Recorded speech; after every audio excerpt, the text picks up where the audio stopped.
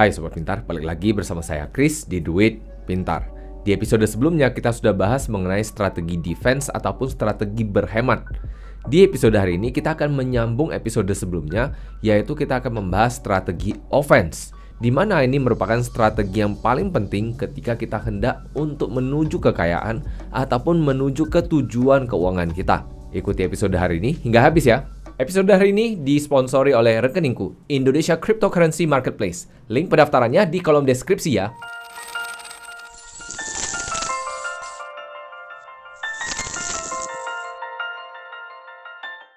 Seperti biasa nih, sebelum memulai, BPJS-nya dulu dong. Bayar pakai jempol, share, dan subscribe saja. Episode dari Duit Pintar akan selalu saya hadirkan di setiap Senin dan Kamisnya. Jadi Sobat Pintar bisa dapatkan episode yang lebih banyak dari Duit Pintar. Sering sekali ketika kita mengatakan kita hendak ingin kaya, banyak sekali yang mengatakan, wah untuk kaya kita harus punya banyak sekali sumber penghasilan. Hal ini menurut saya bisa jadi kontroversi. Ini bisa jadi benar dan bisa jadi salah. Namun sering sekali tidak dikatakan berapa banyak jumlah penghasilan ataupun sumber penghasilan yang harus kita miliki agar kita bisa menjadi kaya atau mencapai tujuan keuangan kita. Sehingga hal-hal yang dikatakan tadi bisa saja salah dikarenakan kalau kita kerja terlalu banyak bisa aja menjadi nggak maksimal. Hal ini ya tentunya dikarenakan nggak fokus, akhirnya harus ada yang dikorbankan. Saya coba kasih analoginya seperti ini. Anggap saja yang seperti kemarin, kekayaan kita adalah dalam bentuk satu ember. Kemudian income atau penghasilan adalah yang mengisi air ke dalam ember ini. Bayangkan nih, untuk bisa mengisi air kita masih pakai cara lama, yaitu pakai pompa yang ada tuasnya itu. Kalau misalnya nih, kita ingin memompa satu pompa untuk mengisi satu ember dengan menggunakan dua tangan, ini masih terasa sangat mudah. Ya walaupun sih sebenarnya nggak ringan-ringan banget juga ya, tapi paling nggak lebih mudah daripada nggak pakai tangan tentunya. Kemudian bayangkan kalau misalnya nih kita punya dua pompa, kemudian kita pompa masing-masing menggunakan satu tangan untuk mengisi satu ember. Menurut saya sih ini masih memungkinkan, ini masih bisa-bisa aja. Tapi nih yang paling berat, kalau misalnya pompanya ada 3 atau 4 atau 5, gimana kita harus pompa? Sedangkan tangan kita hanya 2. Ini bisa saya katakan hampir mustahil untuk dilakukan. Hal ini dikarenakan setiap manusia dikasih hanya 24 jam dan waktu kita sangat terbatas sekali. Tentunya ini dapat kita lakukan yaitu dengan men-leverage ataupun mengungkitkan waktu kita menjadi lebih banyak dengan cara mempekerjakan orang lain untuk membantu kita dalam bentuk asisten ataupun dalam bentuk yang lain. Misalnya untuk video YouTube yang bisa kita lakukan tentunya kita pekerjakan seorang editor, misalnya manajer dan sebagainya. Namun dalam hal ini tentunya punya saya sih belum ada ya, karena kan channel saya masih kecil dan belum ada apa-apanya. Tentunya agar bisa kaya ada dua hal utama yang harus dilakukan. Hal pertama yang harus dilakukan yaitu persiapan dan action. Ini sangat penting dikarenakan apapun yang tanpa persiapan ya tentunya nggak bakal jadi. Misalnya nih kita ingin jadi atlet tapi kita nggak pernah latihan, ya tentunya nggak bisa menang. Kan kira-kira seperti itu. Kemudian yang kedua yang tidak kalah penting yaitu reinvesting. Memasukkan kembali hasil dari yang pertama tadi agar hasilnya lebih optimal dan bisa menjadi lebih besar nantinya. Kita akan bahas satu persatu secara mendetail nantinya. Untuk persiapan sendiri saya akan bagi menjadi dua bagian dikarenakan persiapan sendiri ini pada umumnya harus ada dua ini agar kita bisa mendapatkan penghasilan yang lebih banyak. Yang pertama tentunya kita melakukan persiapan yaitu skill. Mempersiapkan diri kita agar kita bisa menghadapi perubahan ke depannya. Tentunya mempersiapkan secara skill ini ada beberapa jenis. Misalnya kita mempersiapkan skill dari pekerjaan yang udah ada dengan cara mengambil sertifikasi dari pekerjaan yang berhubungan. Misalnya untuk perencanaan keuangan ada CFP. Untuk pengguna technical analysis mereka ada yang namanya CMT ataupun CFTE. Kemudian untuk analis keuangan mereka ada CFA. Kemudian untuk sumber daya manusia atau human resources ataupun HRD biasanya mereka ada CHRM dan seterusnya. Jadi kita tinggal cek kira-kira sertifikasi mana yang dapat mendukung pekerjaan kita yang saat ini. Tentunya harapannya adalah agar kita bisa promosi di perusahaan yang sama ataupun kita lompat ke perusahaan lain mendapatkan posisi yang lebih tinggi pula dengan penghasilan yang lebih tinggi pula. Ataupun ada hal lain yang bisa dilakukan yaitu menambah skill yang di luar dari pekerjaan kita saat ini. Misalnya yang saya lakukan yaitu belajar video editing. Ya tentunya supaya bisa menghasilkan video YouTube yang Sobat Pintar tonton saat ini. Tentunya masing-masing ada plus ada minusnya. Plusnya tentunya kalau misalnya saya tambah di bagian sertifikasi yang berhubungan dengan pekerjaan saya, maka ada potensi dari pekerjaan saya sendiri saat ini, ada kemungkinan kita bisa dapat kenaikan penghasilan yang lebih banyak lagi. Di sisi lain, kalau kita tambahkan skill yang di luar pekerjaan kita, bisa aja kita mendapatkan perluasan potensi penghasilan baru. Jadi dua-duanya ada plus, ada minusnya. Kebetulan saya lakukan dua-duanya. Saya sekarang lagi ngambil sertifikasi untuk dapat CMT, Certified Market Technician. Kemarin udah ngambil CFP. Jadi CFP saya sudah saya ambil cukup lama. Kalau nggak salah di tahun 2012 atau 2013 saya ambil CFP saya. Dan saat ini saya belajar yang di luar dari pekerjaan saya sendiri. Jadi selain pekerjaan profesional saya yang sudah saya sertifikasi, kemudian saya tambah lagi skill-skill lain yang di luar pekerjaan saya yang bisa aja malah mendukung pekerjaan saya saat ini. Apalagi saat ini kan banyak sekali pekerjaan saya yang mau nggak mau yang offline berpindah jadi online. Jadi paling nggak skill-skill tambahan ini bisa mendukung dari pekerjaan utama saya juga. Dan yang tidak kalah penting, dari sertifikasi-sertifikasi ini, yang paling penting adalah kita harus gunakan ilmunya, kita harus dapat ilmunya yang dapat kita praktekkan juga. Jangan asal ambil sertifikasi yang hanya bertujuan untuk memperpanjang namanya kita. Menurut saya itu adalah habis-habis uang, habis-habis waktu, dan habis-habis tenaga. Dikarenakan percuma kalau misalnya gelarnya ada 15 tapi nggak bisa dipakai semuanya. Kita nggak inget cara pakainya, kita nggak tahu basis ilmunya seperti apa, praktiknya nanti seperti apa. Jadinya ya judul tinggal judul, titel tinggal titel. Kemudian hal kedua yang bisa kita lakukan ketika kita melakukan persiapan skill, yaitu kita belajar untuk buka usaha misalnya. Jadi kita belajar skill yang benar-benar baru banget. Skill baru banget nih bisa aja banyak sekali hal. Misalnya saat ini kita adalah karyawan, kita ingin buka usaha, tentunya kita harus belajar gimana nih cara berwirausaha. Cara berwirausaha di satu sisi banyak sekali orang yang mengambil cara yang agak menurut saya berisiko, yaitu mereka langsung pakai duit hasil kerja mereka, gaji mereka, langsung dihajar. Bisa aja ini tiba-tiba untung, bisa aja ini malah boncos. Dan kebanyakan pada boncos. Kenapa? Ya simpelnya karena mereka nggak punya skillnya. Mereka nggak mempersiapkan diri mereka dulu. Mereka nggak membekali diri mereka untuk mengetahui apa yang bisa aja mereka hadapi ketika mereka buka satu bisnis. Oleh karena itu, tentunya ketika kita ingin melakukan sesuatu yang totally new, sesuatu yang sangat baru sekali untuk kita, ya kita harus belajar dulu, persiapan dulu. Jadi misalnya buka bisnis, kita tahu bisnis itu seperti apa, butuh apa saja, butuh accounting, butuh pajak dan sebagainya. Kemudian dan seterusnya kita pelajari produknya yang seperti apa, gimana supaya produknya laku, marketingnya seperti apa, dan seterusnya. Namun kembali lagi, mau belajar yang manapun tetap ada plus ada minusnya, tinggal kita masing-masing mempelajari diri kita sendiri, mempertimbangkan kira-kira apa yang terbaik untuk kita. Saya nggak bisa ngasih tahu, nggak bisa kasih saran karir yang terbaik, mana yang paling oke untuk Sobat Pintar. Jadi Sobat Pintar kalau misalnya nih ada potensi pekerjaan baru atau potensi lompatan karir, ya Sobat Pintar pertimbangkan sendiri mana yang paling baik untuk Sobat Pintar. Karena balik lagi, setiap orang belum tentu bisa ngambil risiko yang sama. Misalnya seperti saya udah punya anak, baru saya pindah ke negara lain untuk bekerja.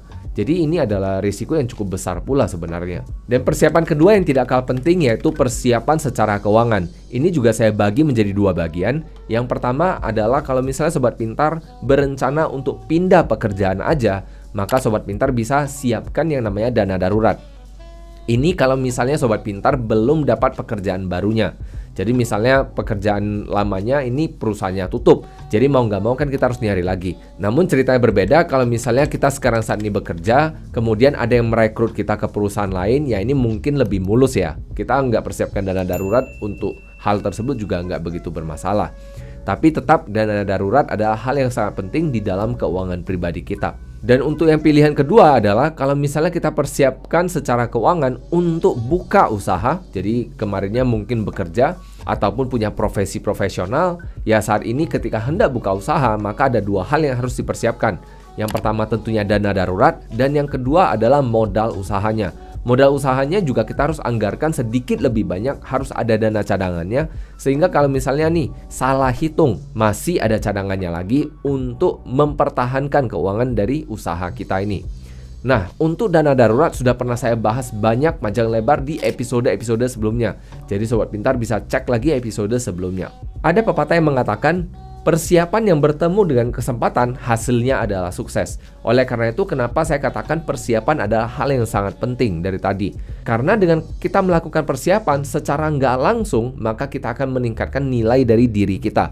Dengan naiknya nilai diri kita, maka berpotensi penghasilan kita juga akan naik. Namun tidak kalah penting, kalau kita sudah punya persiapan secara skill, sudah tahu keterampilan kita, namun kita nggak pernah praktekkan, maka ada hal lain yang terjadi, yaitu kita menjadi overqualified, terlalu banyak skill yang nggak kepake. Nah, kalau overqualified sebenarnya ini bukan hal yang baik pula, ini malah hal yang buruk terutama untuk para recruiter, para perusahaan-perusahaan yang hendak meng-hire kita, mempekerjakan kita. Alasannya adalah kalau misalnya kita berada di posisi overqualified, maka yang terjadi adalah kita bisa cepat bosan kepada pekerjaan kita yang saat ini, yang alhasil perusahaan harus mencari orang baru lagi kalau misalnya kita pindah departemen, promosi, ataupun kita keluar dari perusahaan tersebut. Yang ada maka ini jadi biaya baru untuk perusahaan. Maka biasanya perusahaan kurang suka untuk orang-orang yang overqualified. Perusahaan cenderung suka orang yang sedikit under ataupun pas kualifikasinya. Kemudian kalau misalnya kita siap secara keuangan, siap secara skill, kita bisa buka usaha, maka ada potensi untuk mendapatkan penghasilan yang lebih banyak. Dengan kita siap secara uang dan secara skill, maka ada potensi kita bisa stop jadi karyawan, kemudian kita bisa mulai buka usaha sendiri, dan tentunya setiap kali usaha kita berjalan, kita tentunya akan belajar hal-hal yang baru, kita semakin berkembang, dan bisa aja kita mendapatkan sesuatu yang semakin banyak pula. Semakin banyak ini bisa aja dalam bentuk waktu maupun uang. Tentunya untuk awal-awal yang namanya usaha, nggak ada usaha yang ngasih kita waktu yang banyak dan uang yang banyak. Semua usaha pasti dimulai dengan kesusahan dulu. Jadi kalau memang kita nggak siap untuk menghadapi itu, ya mungkin buka usaha bukan pilihan untuk kita. Nanti di akhir episode hari ini saya akan kasih beberapa tips untuk sobat pintar yang hendak membuka usaha sampingan, baik online dan sebagainya. Jadi bisa sobat pintar gunakan untuk jadikan pertimbangan pula sebelum buka usaha ataupun sebelum memulai skill baru untuk buka usaha baru tersebut. Dan setelah yang saya katakan tadi, setelah kita melakukan persiapan, hal yang tidak kalah penting untuk dilakukan yaitu selalu action. Benar-benar dipraktekkan. Percuma kalau misalnya kita sudah punya banyak skill tapi nggak pernah praktek, ya ngapain? Udah latihan bola nih, tapi nggak pernah main bola, ya ngapain juga kan? Maka yang paling penting adalah kita lakukan praktek. Lakukan praktek ini bisa aja, misalnya nih saat ini kita masih bekerja, yang bisa kita lakukan adalah tentunya kita bisa melakukan pekerjaan kita menjadi lebih baik. Harapannya ya kita bisa dapat promosi ataupun pindah departemen yang lebih baik pula untuk kita. Kemudian yang tidak kalah penting bisa aja kita coba pindah kerja. Mungkin aja dengan pindah kerja kita malah dapat promosi, dapat penghasilan yang lebih banyak, manfaat yang lebih banyak, dan sebagainya. Ataupun praktek yang lain, tentunya seperti yang saya sebutkan tadi, bisa aja buka usaha. Namun kita harus ingat, buka usaha awal-awalnya nggak ada uangnya dan tentunya nggak ada waktunya. Tapi potensi upside-nya itu bisa saya katakan tidak terbatas. Potensi kenaikannya itu nggak ada batasannya. Nggak ada yang bisa membatasi kita, hanya diri kita sendiri aja yang membatasi diri sendiri. Dan untuk buka usaha sendiri ini, ada beberapa hal yang menurut saya sangat penting untuk diperhatikan untuk memperkecil kemungkinan gagal kita. Yaitu kita harus mulai dulu dari riset pasar. Contoh nih, kita hendak buka suatu toko, misalnya katakan coffee shop deh. Kita harus riset pasar. Kita ingin pasar kita yang seperti apa dulu. Baru kita bisa tentukan kita harus belajar seperti apa buka coffee shopnya. Jangan asal buka kemudian, wah saya punya modal nih, asal hajar, kemudian akhirnya nggak cocok nih sama pasar kita. Akhirnya ya gagal. Setelah kita riset pasar, yang tidak kalah penting tentunya kita harus validasi. Apakah ide kita ini dapat dijalankan dan sesuai dengan pasar kita? Kalau memang bisa, silakan dilakukan, silakan dicoba. Dan ketika kita coba, bisa saya katakan ini kita sudah mulai punya sampingan. Dan setelah mulai punya sampingan ini, dan kalau memang berkembang, kita belajar terus, dan akhirnya penghasilannya lebih banyak, mungkin bisa kita pertimbangkan untuk menjadi pekerjaan utama kita. Ya ini balik ke masing-masing kalau bercerita soal pekerjaan sampingan jadi pekerjaan utama. Kalau saya sendiri, saya akan memilih kalau pekerjaan sampingan saya bisa menghasilkan 3 kali lipat dari penghasilan utama saya, mungkin saya akan mempertimbangkan untuk melepaskan pekerjaan utama saya dan menjadikan pekerjaan sampingan menjadi yang utama. Tentunya ini agak susah untuk dicapai. Namun harus diingat juga, Yang namanya usaha kan penuh ketidakpastian. Jadi kita harus pastikan dari penghasilan kita ini ada yang kita investasikan kembali dan juga ada yang kita cadangkan. Sehingga kalau terjadi hal-hal yang nggak kita inginkan, misalnya seperti tahun 2020, 2021, ya paling nggak usaha kita masih bisa jalan, masih bisa hidup, masih bisa mempekerjakan karyawan kita. Dan kita bisa mempersiapkan usaha kita sehingga ketika pasar dibuka kembali seperti 2022 ini, maka kita bisa aja menyongsong potensi penghasilan yang bisa kita dapatkan dari usaha kita. Bagian kedua yang tidak kalah penting yaitu bagian reinvesting, menginvestasikan kembali. Di sini saya akan fokus kepada dua hal, yaitu investasi waktu dan investasi uang. Investasi waktu ini bisa sangat luas, termasuk kepada yang tadi, melakukan persiapan, belajar yang lebih mendalam terhadap profesi kita sendiri, dan seterusnya. Jadi ini bercerita soal menyisihkan waktu. Jadi misalnya saat ini kita jadi karyawan nih, kita menyisihkan waktu untuk belajar hal sampingannya ataupun memperdalam ilmu kita saat ini, ataupun bisa saja kita menginvestasikan waktu kita untuk membuka usaha sampingan. Jadi ini adalah intinya menyisihkan waktu kita untuk mendapatkan hasil ekonomi yang lebih banyak lagi. Tentunya berbicara soal investasi waktu ini juga nggak melulu soal belajar saja. Bukan soal buka usaha sampingan saja. Ini bisa aja termasuk dengan networking atau nambah relasi. Jadi dengan nambahnya relasi, potensi usaha kita juga menjadi lebih baik lagi, potensi sukses dalam hal ini. Dan investasi yang kedua tentunya adalah menginvestasikan kembali uang dari hasil yang pertama yang tadi, yaitu dari pekerjaan kita ataupun dari usaha kita. Ini bisa dalam bentuk investasi, misalnya kita mengekspansi usaha kita, ataupun kita mempelajari sesuatu untuk mempertajam ilmu kita, mempertajam skill ataupun keterampilan kita. Tujuannya tentunya supaya dapat meningkatkan potensi penghasilan kita ke depannya. Namun ketika saya berkata demikian, banyak yang mengatakan investasi ilmu kan ini nggak menghasilkan apa-apa. Tapi sadar tidak sadar sebenarnya investasi ilmu pengetahuan ataupun investasi layar ke atas ini tentunya memberikan return ataupun imbal hasil yang paling besar sebenarnya. Namun banyak sekali orang nggak pernah sadar akan hal ini.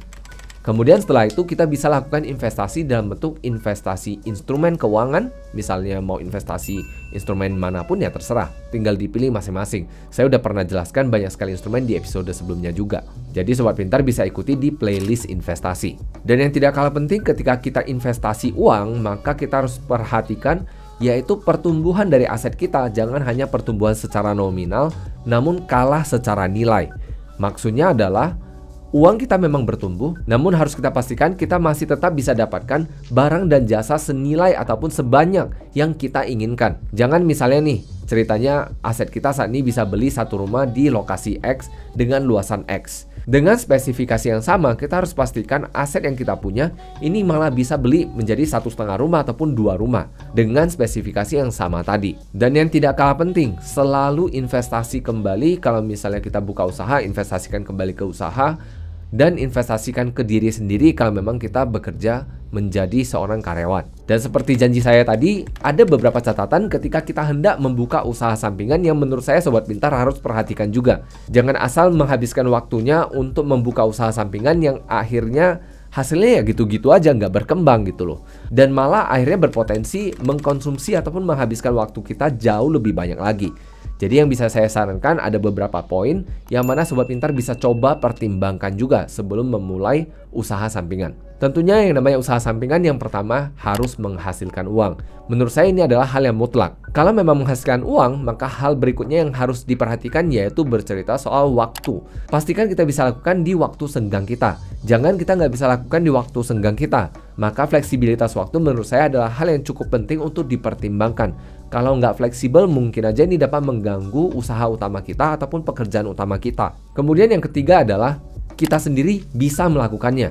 Jangan hal yang kita nggak bisa melakukannya. Maka ini adalah hal penting untuk kita perhatikan juga. Karena kalau kita nggak bisa melakukannya sendiri, maka berpotensi usaha tersebut bisa gagal. Karena kita nggak ngerti apa yang kita lakukan. Maka pastikan kita punya skill yang mumpuni untuk dapat melakukan usaha sampingan ini. Ya tentunya agar bisa melakukan ini, kita harus melakukan persiapan dulu, belajar dulu, cek diri sendiri dulu. Dan yang terakhir yang tidak kalah penting yaitu kalau memang ini menghasilkan, boleh aja kita pertimbangkan jadi pekerjaan utama kita. Malah yang utama kita boleh geser ke samping. Jadi ini bisa jadi pekerjaan utama kita pula. Jadi untuk menyimpulkan episode hari ini, Maka untuk menjadi kaya, kita harus melakukan sinergi antara dua strategi, yaitu strategi bertahan yang saya bahas di episode sebelumnya, dan juga strategi menyerang yang saya bahas panjang lebar di episode hari ini. Tentunya strategi bertahan yaitu strategi hidup hemat, jangan ada penghasilan yang bocor, jangan ada yang namanya pengeluaran nggak penting dan pengeluaran mendadak. Bercerita soal strategi menyerang, maka ini bercerita soal mendapatkan penghasilan, meningkatkan penghasilan, meningkatkan skill ataupun kemampuan agar penghasilan kita semakin banyak. Dan yang tidak kalah penting yaitu setiap kali kita mendapatkan penghasilan harus diinvestasikan kembali agar gulungannya bisa semakin besar. Ya, anggap ini adalah gulungan bola salju. Dan yang terakhir yang tidak kalah penting, ketika kita hendak pindah kerja ataupun hendak buka usaha baru, pastikan kita sudah memiliki persiapan yang sangat matang sekali agar ketika kita pindah nantinya, kita sudah siap untuk menghadapi apa yang berpotensi terjadi. Jadi kemungkinan gagalnya akan semakin kecil pula. Jadi Sobat Pintar, kira-kira nih, udah melakukan strategi yang mana nih? Yang bertahan udah belum? Kalau menyerang gimana? Tulis dong di kolom komentar. Terima kasih sudah menyimak. See you in the next episode and bye-bye.